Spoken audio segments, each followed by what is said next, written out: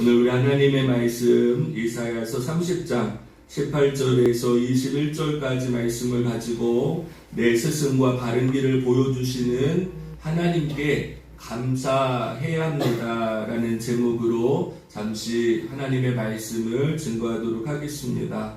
우리 말씀 듣기 전에 저하고 먼저 오른손을 들고 할렐루야로 한번 인사하겠습니다. 할렐루야, 할렐루야, 할렐루야, 할렐루야. 반갑습니다. 여러분도 오늘도 하나님께서 허락하시는 은혜의 날인 줄로 믿습니다. 아멘. 이 시간 주님께서만 더하시는 하나님의 은혜가 이 시간 예배하는 저와 여러분들 안에 충만하게 채워질 수 있기를 주님의 이름으로 간절히 부탁을 드리겠습니다. 여러분, 이제 2022년도가 6주밖에는 남지 않았습니다. 올 한 해를 시작하면서 많은 기대와 소망을 가지고 신년 감사 예배를 드린 것이 엊그제 같은데 벌써 한 해를 마무리하고 결산해야 되는 때가 오고 있다라는 것이 새롭기도 하면서 한편으로는 마음이 무겁기도 합니다. 또 지난 날들을 돌아보면 여러 가지 생각과 일들이 스쳐 지나가게 됩니다. 후회되는 일들, 속상했던 순간들, 마음 상했던 일들, 또 기쁘고 감사했던 순간들, 또 어떻게 나에게 이런 일이 있을 수 있을까라는 정말 우리가 생각지도 못했던 순간들도 분명히 있었을 것이며, 또 우리가 지나온 우리의 인생을 돌아볼 때 하나님이 나에게 이렇게도 나의 길을 인도해 주셨구나, 하나님이 이런 방법을 통해서 이런 일들을 통해서 하나님의 뜻과 하나님의 계획을 나에게 알게 하시는구나 라고 깨달아지는 순간도 분명히 있을 것이라고 생각이 듭니다. 여러분들 어떻습니까? 이제 교회마다 좀 차이는 있지만 저희 감리교단은 저희가 다음 주에 추수감사 예배로 하나님께 예배를 준비하고 있는데, 여러분들의 마음속에 감사한 일들이 생각이 더 많습니까? 아니면 마음 상했던 일들, 속상했던 일들이 여전히 내 마음속에 남아서 그것을 떨쳐버리지 못하여서 나는 하나님께 감사할 것이 아무것도 없다라고 생각하고 있습니다. 여러분, 전도서의 말씀에 보면 참 오늘 우리에게 들려주시는 귀한 말씀이 있는데 제가 한번 읽겠습니다. 하나님께서 행하시는 일을 보라. 하나님께서 굳게 하신 것을 누가 능히 곱게 하겠느냐. 형통한 날에는 기뻐하고 곤고한 날에는 되돌아보아라. 이 두 가지를 하나님이 병행하게 하사 사람이 그의 장래일을 능히 헤아려 알지 못하게 하셨느니라 라고 말씀하고 있습니다. 여러분들 잘 생각해 보면 하나님께서 굽어지게 하신 일이라면, 하나님께서 굽어진 내 인생을 계획하셨더라면 아무리 내가 노력하고 지혜를 가지고 아무리 인간의 방법을 가지고 인간의 여러 가지 계획들을 가지고 내가 애쓰고 힘쓰고 노력한들 하나님이 이미 굽어지게 하신 길이라면 내가 아무리 노력해도 그 굽어지게 하시는 길을 내 힘으로 표기할 수 없는 것이 바로 우리의 인생이라는 거죠.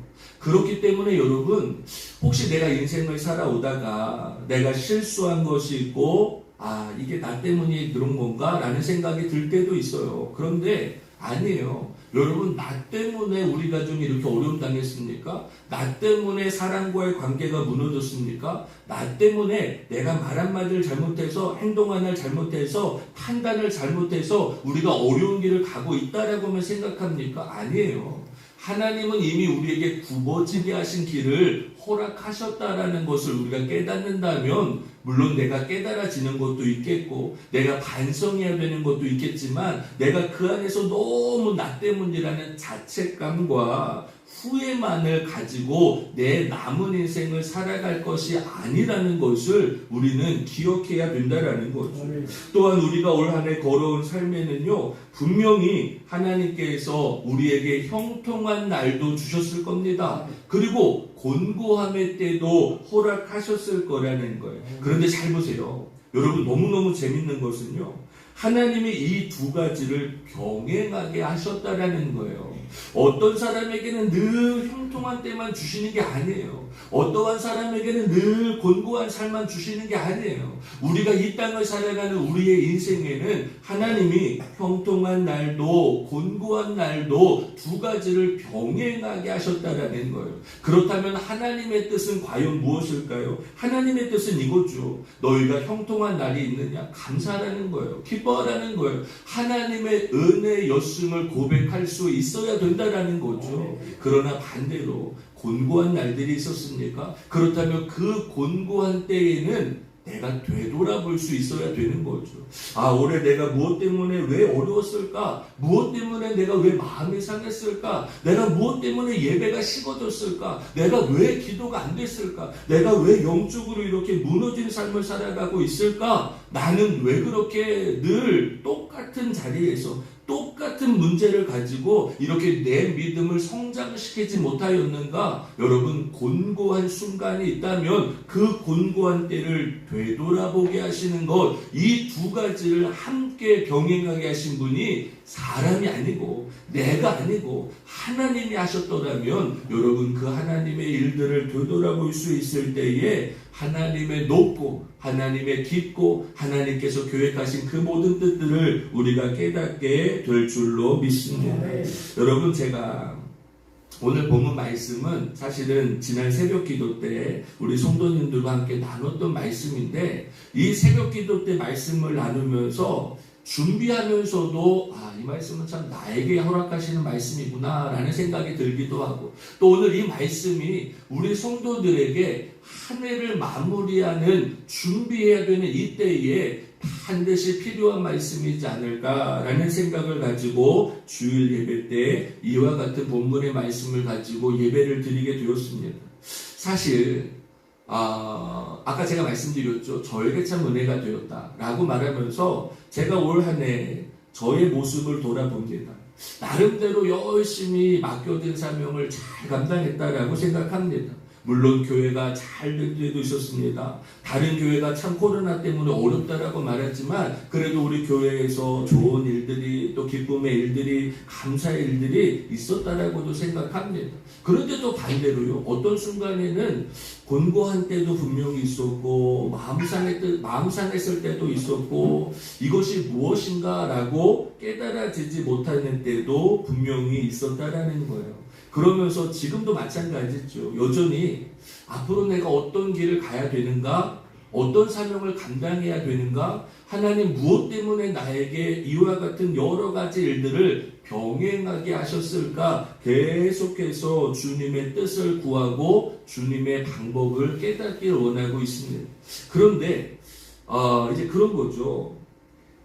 참 우리가 인생의 그 중간 지점이라는 데가 있잖아요. 그러니까 저는 제가 올해가 목회에도 중간 지점인 것 같고 제 인생에서도 중간 지점인 것 같고, 제가 이 작은 목회를 시작한 게 올해는 이제 10년째더라고요.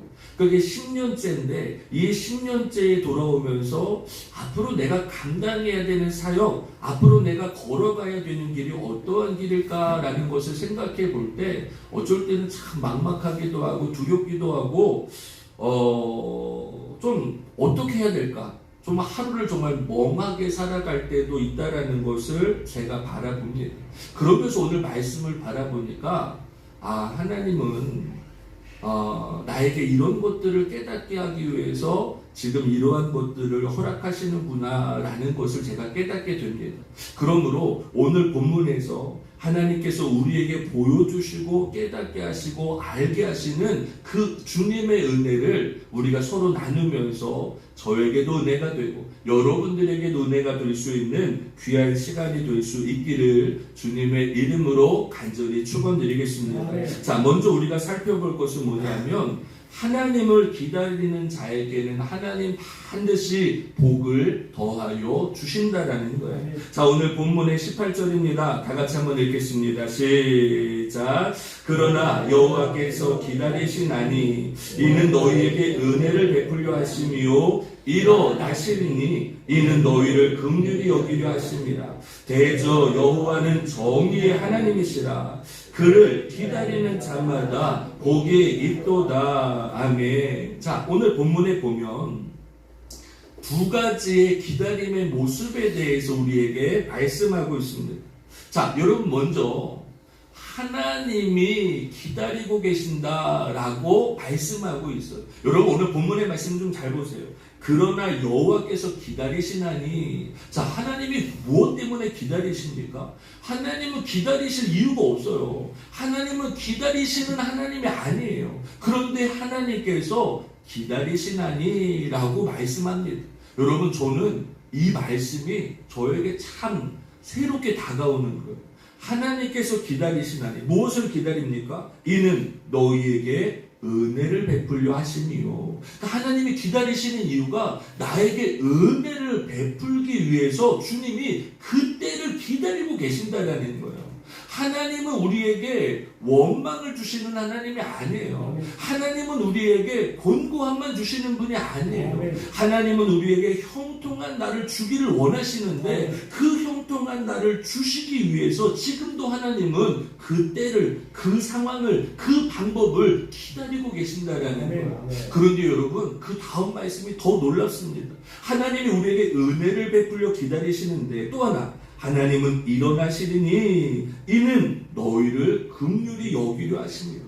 여러분, 지금 하나님이요 얼마나 마음이 다급하시면 여러분, 하나님이 앉아 계시는 것도 아니에요. 하나님은 지금 일어나 계시면서 내가 너희에게 긍휼히 여기고 내가 너희를 도와주고 내가 너희에게 힘을 더하고 내가 너희에게 은혜를 더하시기 위해서 하나님이 지금 일어서서 우리를 지켜보시고 우리를 바라보고 계신다라고 성경은 말씀하고 있습니다.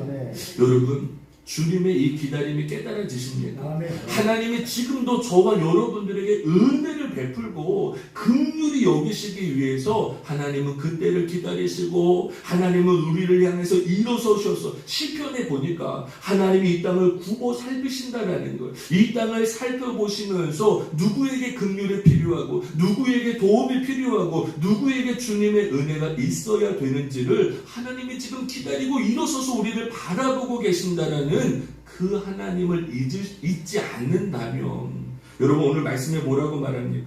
대저 여호와는 정의의 하나님이시라. 그를 기다리는 자마다 복이 있도다. 자, 여러분은 어떤 하나님을 기다리고 있습니까? 여러분은 어떤 하나님을 의지하고 있습니까? 여러분, 제가 지금 기다리는 하나님, 저는 지금 너무 갈급합니다. 하나님, 제가 어떤 목회를 해야 됩니까? 하나님, 제가 어떤 길을 가야 됩니까? 하나님, 제가 앞으로 해 나가야 될 일이 너무 많은데 내 마음은 이렇게 급한데, 내 마음은 이렇게 다급한데 하나님, 내가 어떤 하나님을 기대하고 소망하고 있어야 됩니까? 라는 기도의 제 되물음, 계속된 저의 되물음 속에 하나님은 이렇게 나에게 은혜를 베풀려 기다리고 계시는 그 하나님을 내가 기대해야 되겠구나. 오늘도 나에게 긍휼히 여기시고 도움의 손길을 더하시고 하나님의 복의 문을 열어주시기 위해서 지금도 다급하셔서 일어서 계시는 그 하나님을 내가 기대하고 소망하고 기다릴 수 있을 때에 하나님, 그와 같은 믿음을 가지고 있는 자가 복이 있다라고 말씀하시는구나 라는 그 말씀이 저에게 너무나도 새롭게 다가오고 은혜가 되었다라는 거예요. 여러분, 우리가 쫓는 복은 세상의 복이 아니에요. 우리가 바라는 복은 내가 무엇인가를 얻었기 때문에 복이 있는 게 아니라, 내가 어떤 자리에 올라섰기 때문에 복이 아니라, 내가 얼마나 많은 소유와 내가 얼마나 많은 것들을 가지고 있기 때문에 복이 아니라, 주님을 기대하는 이 마음을 가지고 있는 자, 오늘도 내가 곤고함 속에 있을지라도, 오늘도 내가 사망의 음침한 길을 다닐다 할지라도 그 사망의 음침한 골짜기 속에 나를 기다리시고 나에게 긍휼히 여기심을 원하시는 그 하나님을 내가 소망할 수 있을 때, 기대할 수 있을 때, 기다릴 수 있을 때 그와 같은 자들이 복이 있다라고 하나님은 말씀하고 있는 줄로 믿습니다. 여러분, 저는 제 목회가 세상적으로 바라보면 복이 있다라고 절대 자신 있게 말할 수 없어요. 여러분, 제 인생, 지금까지 살아왔던 49년의 인생을 되돌아보면 나는 정말 복이 있는 사람이구나라고 세상적인 기준으로 말할 수는 없습니다. 그러나 제가 깨닫는 것은 하나님 나에게 허락하신 그 사명의 길을 걸어갈 때 지금 나는 모르죠. 저는 모르죠. 하나님이 저를 어떻게 사용하실지, 우리 교회를 어떻게 인도하실지, 저에게 어떤 말씀을 주실지 저는 몰라요. 제가 할 수 있는 건 기다리는 것밖에 없어요. 하나님이 분명히 나와 함께 하시고 하나님이 은혜를 주시고 긍휼히 여기실 것을 나는 믿고 있기에 그 하나님을 기다릴 수 있기 때문에 저는 복이 있는 자라고 하나님 앞에 자신 있게 말하게 되는 줄로 믿습니다. 네. 사랑하는 여러분, 하나님은 오늘도 여러분에게 은혜를 베푸실 때를 기다리고 있습니다. 네. 하나님은 오늘도 여러분들에게 긍휼히 여기심을 허락하기 위해서 일어서서 여러분들의 모든 삶을 바라보시는 줄로 믿습니다. 네. 그 하나님을 기다릴 수 있어서 이 세상에 복 있는 자가 아니라 하늘의 복을 쟁취할 수 있는 저와 여러분들이 될 수 있기를 주님의 이름으로 간절히 축원드리겠습니다. 두 번째, 오늘 본문의 말씀을 통해서 우리가 깨달을 수 있는 은혜는 나의 부르짖음에 언제나 응답하시는 하나님을 깨닫게 될 때에 우리는 감사하지 않을 수 없다라는 거예요. 자, 오늘 본문의 19절입니다. 다 같이 한번 읽습니다. 시작. 시온에 거주하며 예루살렘에 거주하는 백성아, 너는 다시 통곡하지 아니할 것이라. 그가 내 부르짖는 소리로 말미암아 내게 은혜를 베푸시되 그가 들으실 때에 내게 응답하시리라. 아멘. 자, 오늘 말씀 좀 보세요. 시온에 거주하며 예루살렘에 거주하는 백성은 너는 다시 통곡하지 아니할 것이다. 그가 내 부르짖는 소리로 말미암아, 여러분, 부르짖는 소리로 말미암아 내게 은혜를 베푸시되 그가 들으실 때에 너에게 반드시 응답하시겠다라고 주님 말씀하시는 줄로 믿습니다. 자, 여러분, 저는 신앙생활 하면서 우리 성도님들에게 늘 이것을 묻습니다. 여러분은 하나님의 은혜를 체험하셨습니까? 라는 것을 묻습니다. 여러분, 우리 한번 지금 생각해 봤으면 좋겠어요. 나는 하나님의 은혜를 경험하고 있습니까? 아니면 경험했습니까? 여러분, 내 지금의 신앙이 하나님의 은혜를 경험한 것으로 멈춘다면 여러분, 오늘 우리는 감사할 수 없어요. 그러나 내가 살아가는 오늘 이 순간에 하나님의 은혜였음을 내가 깨닫고 고백할 수 있을 때 우리는 그 하나님의 은혜 가운데 복된 삶을 살아가게 될 줄로 믿습니다. 여러분, 너무 중요한 건 뭐냐면 우리는 너무 추상적으로 하나님의 은혜는 이런 거야 라고 생각합니다. 그런데 그 공중에 떠다니는 하나님의 은혜가 내 것이 되지 않으면, 내가 그 하나님의 은혜를 맛보지 않으면, 내가 그 하나님의 은혜 속에 잠기지 않으면 여러분, 절대로 하나님의 은혜를 내가 고백하며 믿음으로 살아갈 수 없다라는 거예요. 믿음과 행함은 다릅니다. 여러분, 우리의 신앙이 믿음으로만 멈추는 사람이 있고 우리의 신앙이 믿음에서 행함으로 나아가는 신앙이 있습니다. 여러분, 믿음에서 행함으로 나가는 신앙이 단단할까요? 아니면 믿음 안에만 머물러 있는 신앙이 단단할까요? 저는 믿음에서 행함으로 가는 신앙이 굳건한 신앙이라고 분명히 믿습니다. 바라기는 저와 여러분들에게 하나님을 경험하고 그 주님의 놀라운 은혜가 내 안에 느껴져서 그 하나님의 은혜 속에 살아갈 수 있기를 주님의 이름으로 간절히 축원드리겠습니다. 여러분, 제가 이 말을 참 안 하고 싶은데 그런데 제가 참 놀라운 은혜를 경험해서 여러분에게 말씀을 전합니다. 여러분들 잘 아시는 것처럼 저희 지금 큰아이가 수시 중에 있습니다. 수시라는 것은요, 대학교 이제 들어가는 과정인데 이 수시는 6군데를 지원할 수가 있어요. 그래서 저희 노아가 지금 6군데 학교를 원서를 넣습니다. 그런데 한 학교에 2개 원서를 넣었어요. 명지대라는 곳에 2학교를 넣고 또 이제 여러 학교에 원서를 넣었는데 지금 이제 계속 발표가 하나하나씩 나고 있습니다. 너무너무 감사한 것은 지금까지는 그래도 발표 결과가 다 좋아요. 명지대 2곳도 다 1차가 합격됐고, 그리고 용인대도 합격이 됐고, 또 인제대도 또 좋은 결과가 있었고, 물론 이제 아직 2차가 남아있지만, 또 명지대도 결과가 남아있지만, 지금까지 참, 저희가 한 것에 비해서, 저희가 애쓴 거에 비해서, 참 너무 감사한 결과였다라고 저는 생각합니다. 그런데 제가 더 감사한 것은 뭐냐면 저희 노아가 사실은 지금 이제 고3인데 참 젊은 우리 학생이 새벽 기도를 나오는 게 쉬운 일은 아니거든요. 근데 제가 우리 노아가 얘가 좀 컸구나라고 느꼈던 건 뭐냐면 본인이 새벽 기도를 한번 나가서 기도를 해보겠다는 거예요. 그래서 저는 솔직히 그러니까 제 아버지 믿음이 더 부족한 거죠. 저는 그래 한번 일주일만 네가 한번 해봐라. 저는 솔직히 그런 마음이었거든요. 그래 일주일이 안 되면 한 며칠만이라도 해봐라 라는 게 제 마음이었어요. 그런데 새벽 기도를 시작했는데 하루 이틀 열심히 나와요. 그래서 얘가 좀 뭔가 열심히 하려나 보다 이제 그 생각을 가졌는데 아니나 다를까 한 3일째 4일째 돼서 잠들어서 못 일어나는 거예요. 그러니까 이게 제 마음속에 아까 제가 했잖아요. 한 이틀만이라도 열심히 해봐라 라는 게 제 마음이었기 때문에 3일째인가요? 제 기억으로 4일째인가요? 못 일어났어요. 그래서 제가 깨우질 못하고 시간이 쫓겨가고 집사람하고 둘이 먼저 새벽 기도로 왔어요. 그래서 새벽 기도를 시작하려고 하는데 누가 갑자기 계단에서 헐레벌떡 막 올라오는 거예요. 저는 뭐 새신자가 온 줄 알고 그랬는데 나중에 보니까 저희 아이가 이제 막 헐레벌떡 올라온 거예요. 예배가 끝나고 물어봐서 너 어떻게 왔냐 여기서 그랬더니 그 새벽에 자전거를 타고 여기 온 거예요.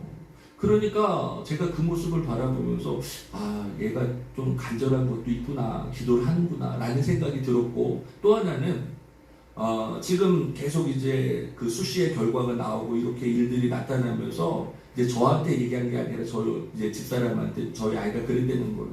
자기가 이렇게 학교에 합격하고 좋은 결과가 있었던 것이 정말 내가 내 힘으로 한 게 아니라고 느껴졌다는 거예요.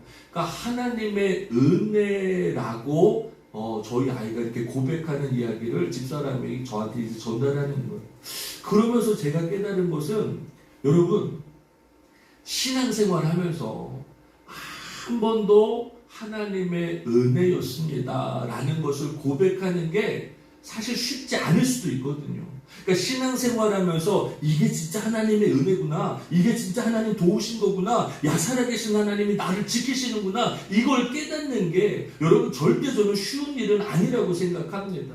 그런데 저는 지금 제가 너무너무 감사한 것 중에 하나는 뭐냐면 대학에 합격하고 좋은 결과가 있고 이것도 물론 감사하지만 목회자인 아빠로서의 더 큰 감사는 여러분 하나님의 은혜를 어떻게 자녀에게 설명할 거예요. 여러분 하나님의 은혜를 어떻게 내 남편에게 내 자녀들에게 내 형제에게 믿지 않는 저들에게 이게 하나님의 은혜예요. 이게 하나님 도우신 거예요. 이게 하나님 살아계신 거예요. 여러분 우리가 아무리 100마디 1000마디 말을 아름답게 잘해도 그 하나님의 은혜를 전달하는 것이 너무너무 힘들고 그 하나님의 은혜였음이 내 인생에서 고백되어지고 그 하나님의 은혜 안에 내 삶을 살아갈 수 있다는 건 너무너무 어려운 문제인데 그것을 깨달았다는 게 학교에 들어가고 좋은 결과가 있고 이것보다도 오히려 저에게는요 더 큰 하나님의 은혜요 감사라는 것을 깨닫게 됩니다. 사랑하는 여러분 우리 인생을 살아가다 보면요 누구나 실패할 수 있어요. 누구나 낙심할 수 있어요. 누구나 내가 걸어가는 인생에 좌절할 수 있어요. 그런데 잘 생각하세요.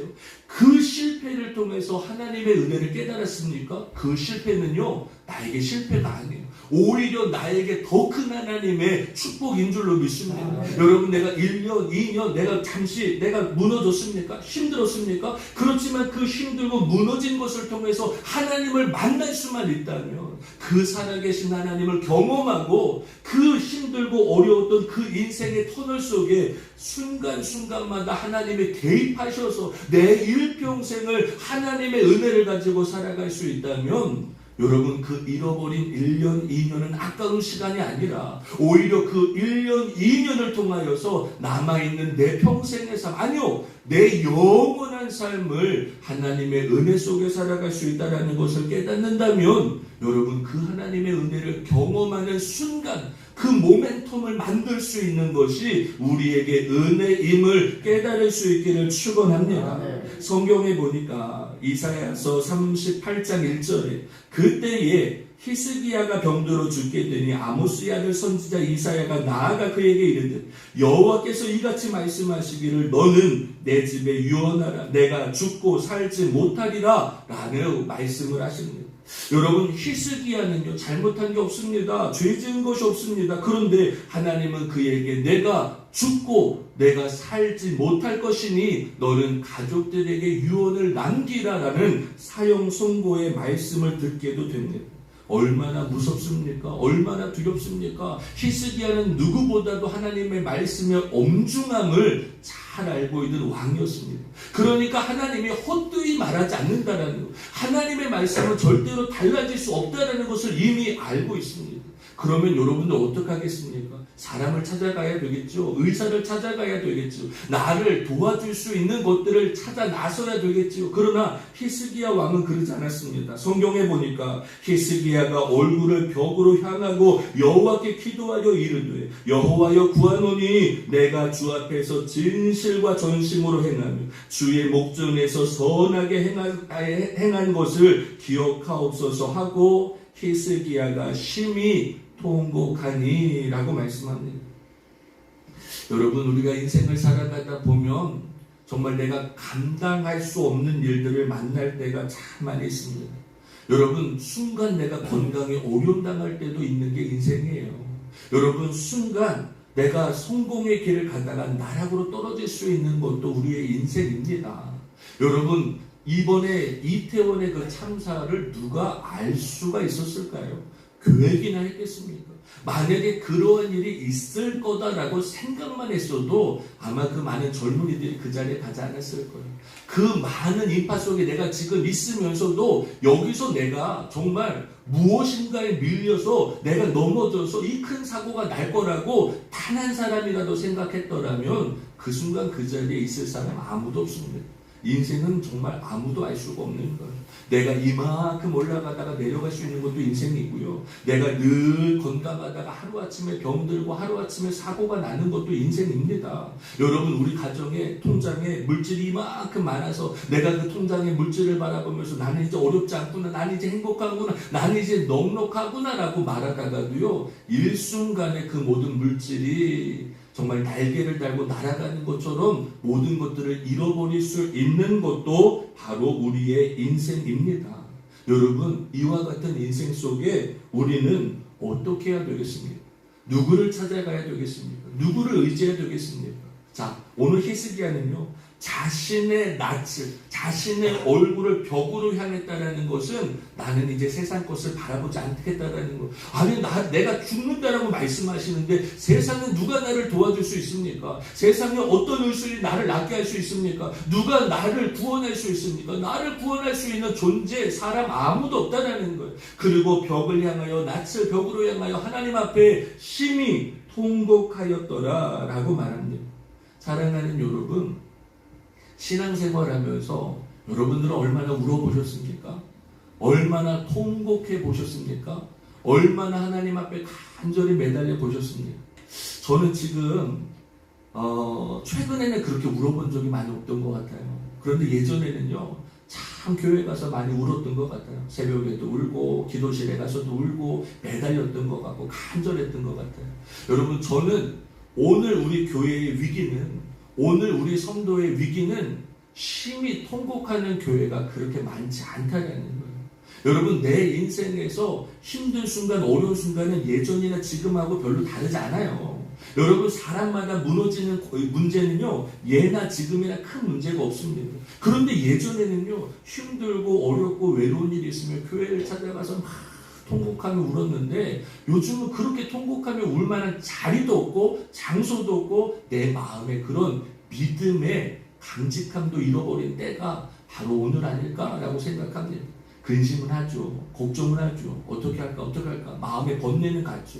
그런데 그 해결점을 못 찾는 거예요. 하나님 앞에 나아가서 심히 통곡하고 울 수 있는 믿음을 잃어버리고 마는 거예요.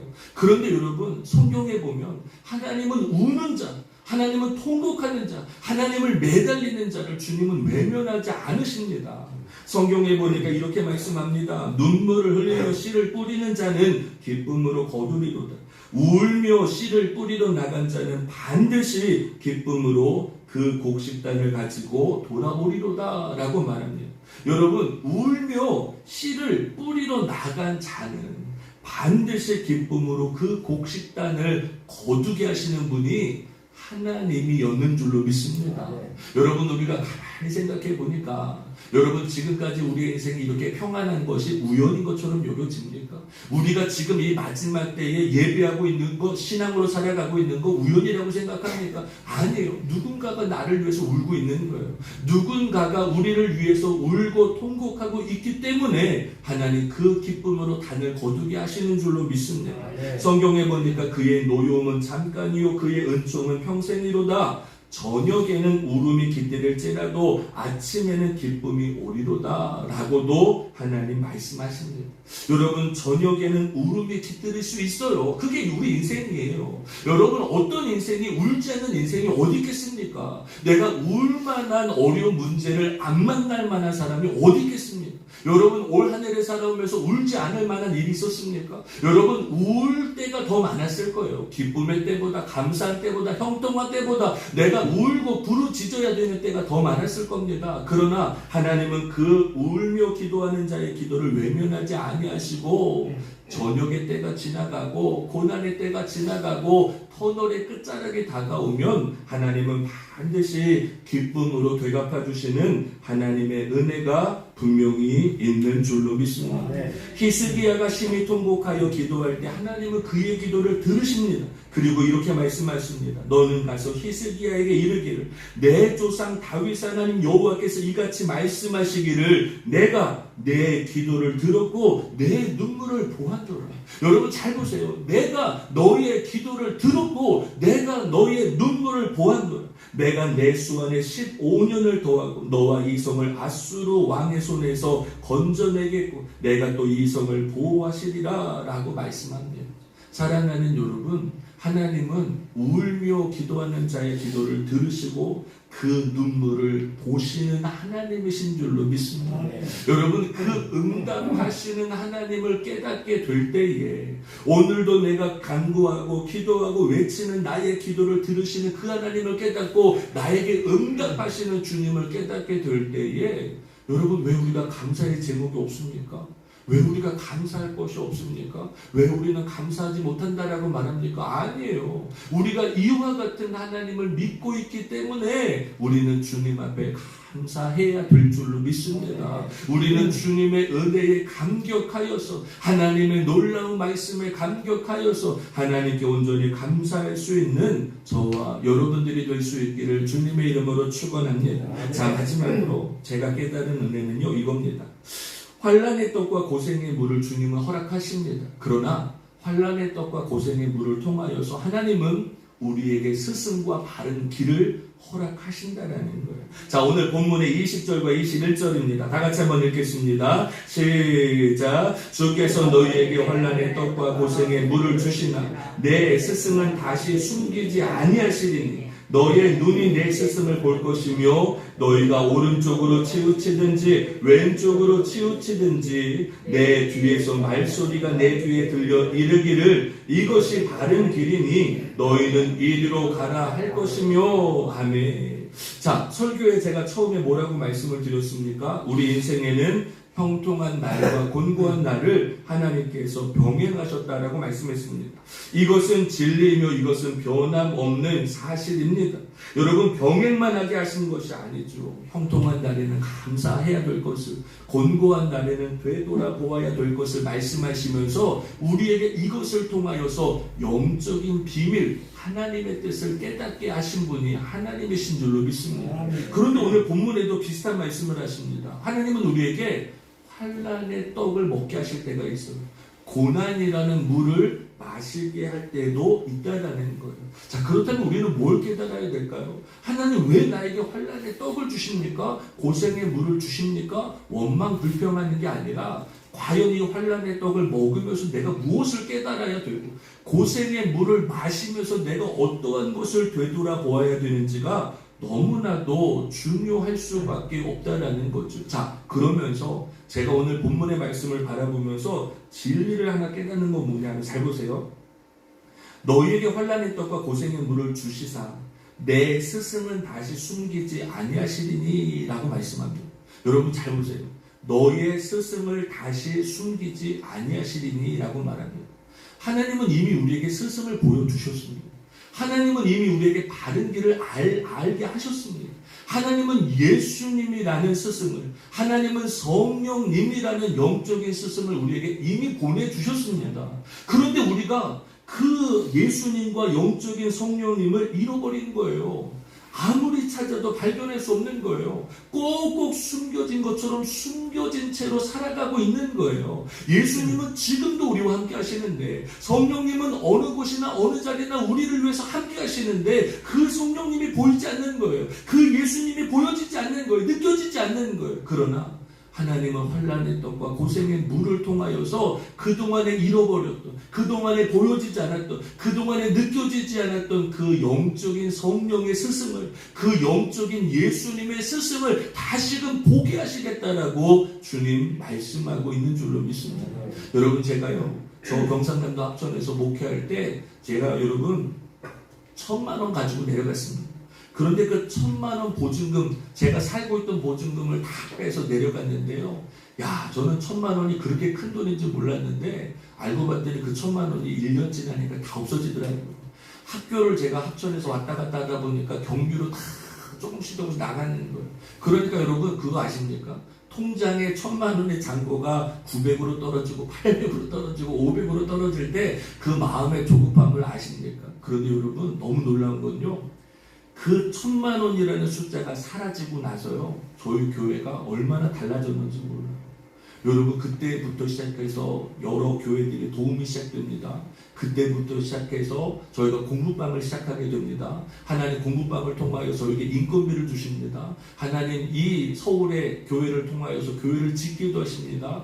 여러분, 만약에 여전히 내 통장에 1,000만 원이 남아있더라면 저는 기도하지 않았을 거예요. 하나님께 매달리지 않았을 거예요. 제가 어떻게든지 교회를 살리려고 이쪽 저쪽으로 쫓아다니지 않았을 거예요. 그런데 나도 모르게 내 통장에 잔고가 다 사라지고 나니까 이게 안 되는 거예요. 어떻게 할 수가 없는 거예요. 하나님 앞에 기도할 수밖에 없는 거예요. 하나님을 찾을 수밖에 없고 주님의 문을 두드리다 보니 하나님은 또 다른 살 길을, 또 다른 은혜의 길을, 하나님의 도움의 손길을 예비하시고 준비하셨다라는 것을 깨닫게 되더라는 거죠. 여러분, 1,000만 원이 있었을 때와 없었을 때 예수님의 스승은 안 계셨습니까? 성령님의 은혜는 없었습니까? 아니요. 그때도 늘 함께하고 계셨는데 내가 발견하지 못한 거예요. 꼭꼭 숨겨진 것처럼 찾지 못한 거예요. 그런데 환난의 떡과 고생의 물을 통하여서 내가 그 숨겨졌던 예수님을 찾게 되고 숨겨졌던 성령님을 의지하게 되는 하나님의 은혜를 경험하게 된 줄로 믿습니다. 여러분, 바른 길이, 내가 몰라서 그 바른 길을 못 갑니까?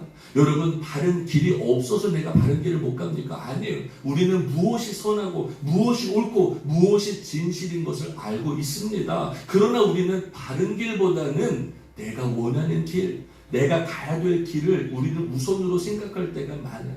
하나님이 나에게 보여주시는 길을 알면서도 내가 그 길을 외면할 때가 얼마나 많았습니까? 그런데 하나님은요, 환난의 떡을 통하여서, 고생의 물을 통하여서, 잘 보세요, 왼쪽으로 치우치든지 오른쪽으로 치우치든지 내 뒤에서 말소리가 내 귀에 들려라고 말합니다. 여러분, 제가 주목하는 말씀은 바로 이 말씀이에요. 여러분, 내 뒤에서 하나님의 말씀은 끊임없이 내 귀에 들려집니다. 그런데 우리가 그 말씀을 순종하느냐 외면하느냐, 저는 그 차이라고 생각합니다. 여러분, 하나님의 음성이 안 들려져서 내가 순종 못합니까? 아니에요. 하나님의 말씀은 언제나 나에게 내 뒤에서 들려집니다. 그런데 그 하나님의 말씀대로 살아가지 못하니 우리는 바른 길을 가지 못하는 거예요. 옳은 길을 가지 못하는 거예요. 그런데 환난의 떡과 고생의 물을 통하여서 하나님의 음성이 더 분명해지는 거죠. 하나님의 그 세미한 음성, 작은 음성이 이제는 천둥치는 번개 소리처럼 나에게 들려지는 거예요. 그러니까 그 음성을 듣고 우리는 바른 길을 가게 되는 줄로 믿습니다. 사랑하는 여러분, 올 한 해 환난의 떡이 있었습니까? 고생의 물을 마셨습니까? 그 환난의 떡과 고생의 물을 통하여 하나님의 영적인 스승을 발견하고 하나님께서 우리에게 보여주시는 바른 길을 가게 되었더라면 여러분, 올해는 실패한 한 해가 아니라 감사하는 한 해가 되어야 될 줄로 믿습니다. 그래서 우리가 다음 주 추수감사 예배를 드릴 때에 하나님 지나갔던 나의 삶을 돌아보면서 하나님이 나에게 베풀어 주셨던 은혜 우리가 온전히 감사할 수 있는 저와 여러분들이 되시고, 그래서 이 모든 것들을 통하여서 다시 나를 기다리시는 그 하나님의 은혜를 잃어버리지 않는 저와 여러분들이 될 수 있기를 주님의 이름으로 간절히 축원드리겠습니다. 우리 시간에 잠시 한 번만 하나님 앞에 기도하는 시간 갖도록 하겠습니다. 여러분, 하나님은 지금도 우리에게 은혜를 베푸시고 우리를 긍휼히 여기시기 위해서 기다리시며 일어서 계십니다. 여러분, 절대 하나님은 우리를 외면하지 않으십니다. 그러므로 그 하나님을 기다릴 수 있는 믿음을 더하여 주옵소서. 하나님, 환난 속에 부르짖습니다. 하나님은 그 부르짖는 기도, 하나님 심히 통곡하는 기도를 외면하지 아니하시고 오늘도 우리에게 응답하여 주실 줄로 믿습니다. 주여, 나에게 응답하여 주옵소서. 환난의 똥이 있습니까? 고생의 물이 있습니까? 내 스승을 숨기지 아니하시고 오늘도 나에게 바른 길을 허락하시는 하나님의 은혜가 분명히 있는 줄로 믿습니다. 하나님, 바른 길을 걷게 하여 주옵소서. 하나님, 영적인 스승을 다시는 잃어버리지 않게 하여 주옵소서. 하나님, 우리가 늘 주님의 은혜에 감사하며 하나님의 은혜였음을 고백하며 우리가 그 주님의 은혜 속에 살아갈 때에 이 어두움 속에서도 생명의 빛을 바라보게 하여 주옵소서. 하나님의 은혜의 길을 걸어가게 하여 주옵소서. 이 시간에 우리 다같이 주여 한번 부르짖고 하나님께